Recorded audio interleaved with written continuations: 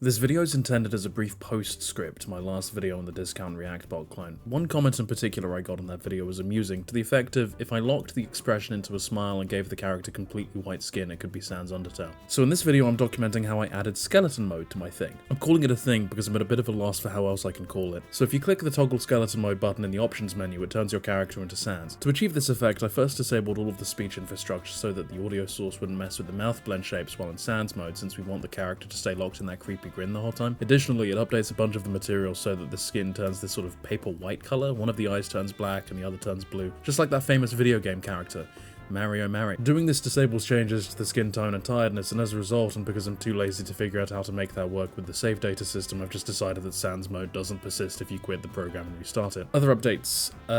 Turns out Jacksfilms might be making his own ReactBot that he puts out into the world and lets other people use, so I don't really think it's fair for me to try and step on his toes given I'm stealing his idea, so I took the download link down. It was a fun experiment in figuring out how quickly it would be to make something like this, but I probably won't continue it because I do not want to risk the ire of the Reddit nation. While we're all here, I can tell you about stuff I want to do with this channel next so that I can put the ideas in the keywords of this video and get more impressions. It's called brand strategy. I wouldn't expect you to understand. My plans are measured in centuries. Near the top of my list is a video essay about how parkour civilization is a critique of constitutional democracy. By way of preview, the premise is effectively that the protagonist of the series goes to all this trouble to fix the unfair order of the world, but that he actually doesn't change the underlying system such that the nightmare scenario that was enabled before by poor leadership can happen again. I also want to redo that node customization X-Node video from a while ago. I thought it was amusing in the moment, but in retrospect and based on the feedback it got, I think the editing made it too confusing to follow, which is exacerbated by the fact that that video is in the top results on Google for X-Node still for some reason. I might, instead of making a massive 25-minute video on the whole thing, instead break it up into constituent parts. Not sure which would be better. I'll make a poll on my community tab or something. Lastly, I think a Unity asset allowing integration with the Blue Sky API would be cool, seeing as more and more people are moving there now with the downfall of Twitter and there isn't an asset that does that yet, so I might make that and talk about me making it for a video at some point. I've now officially run out of ways to pad the runtime of this video, and so must now resort to doing the outro very slowly. So,